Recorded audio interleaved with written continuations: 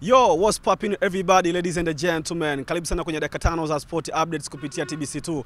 Maskani yake ni Mikocheni jijini Dar es Salaam. Get busy kuweza kuenjoy taarifa za kimichezo kutoka hapa nyumbani Tanzania mpaka nje mipaka Tanzania. Nakumbusha kwamba timu ya taifa Tanzania imekamilisha rasmi michezo ya kufuzu kombe la dunia mwaka 2026. Mchezo wa mwisho ikicheza dhidi ya Zambia pale visiwani Zanzibar, na Taifa Stars ikipoteza kwa bao 1-0. Taifa Stars imekushacheza michezo 8, lakini katika michezo 8 imevuna alama 10. Rasmi kwamba hawatopambania pia katika nafasi ile ya kucheza wanasema yule mshindi ambaye amepoteza zaidi, na mzungumzia best loser. Kwa hiyo Taifa Stars tukutane katika mechi ya tarehe 14 dhidi ya Iran, mchezo wa kirafiki ambao Taifa Stars wameuandaa. Hapa nazungumzia AFCON. Tukutane kwenye mchezo wa kwanza dhidi ya Nigeria, mchezo wa pili dhidi ya Uganda, na mchezo wa tatu dhidi ya Tunisia ambao tupo nao kwenye kundi moja katika michuano ya AFCON ambayo inafanyika pale nchini Morocco. Kikosi cha Young Africans kipo mguu pande mguu sawa kuelekea katika mchezo wa mkondo wa kwanza ligi ya mabingwa barani Afrika dhidi ya Silver Strikers ya pale Malawi. Kuelekea mchezo huu, kikosi cha Yanga kimeendelea na mazoezi yake katika viwanja vya KMC Complex jijini Dar es Salaam. Kuelekea mchezo huo, meneja wa klabu ya Yanga Walter Harrison amezungumzia ni namna gani kikosi kimejiandaa na safari yao kuelekea pale nchini Malawi.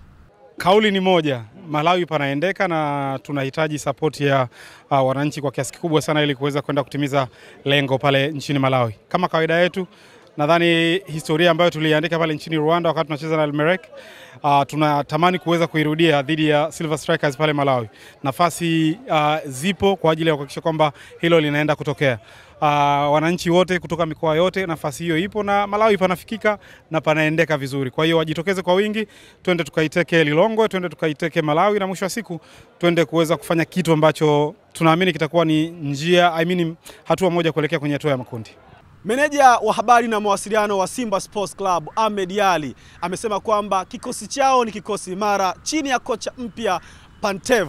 Anasema kwamba cha muhimu wana Simba kuweza kuipatia nguvu klabu hii kuhakikisha kwamba inakwenda kunyakua makombe yote ambayo inashiriki ndani ya msimu huu. Ahmed Ally amezungumza hayo pale Manyara wakati akizungumza na mashabiki wa Simba katika mwenendo wa uzinduzi wa jezi za Simba, ama katika ile tour ya kuweza kuziuza jezi za Simba katika mikoa tofauti tofauti. Huyu hapa meneja wa habari na mawasiliano Simba Sports Club Ahmed Ally akizungumza hapa.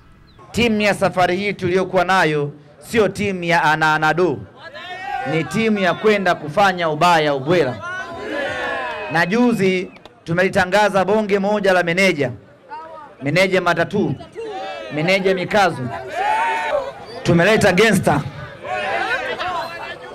tumeleta meneja wa maana kweli kweli, ambaye anakuja kuibadilisha timu yetu icheze soka la kuvutia, soka la kisasa, soka la kasi, soka lenye ubora wa hali ya juu.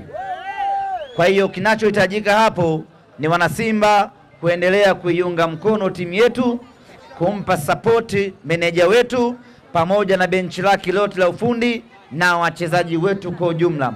Ni hali fulani hivi ya mvua hapa jijini Dar es Salaam. Hii mvua haituzuii sisi kuelekea katika mipaka ya kimataifa kuyatazama ya kimichezo ambayo tupo nayo siku ya leo. Na tayari mataifa 19 yamekwisha fuzu katika kombe la dunia mwaka 2026.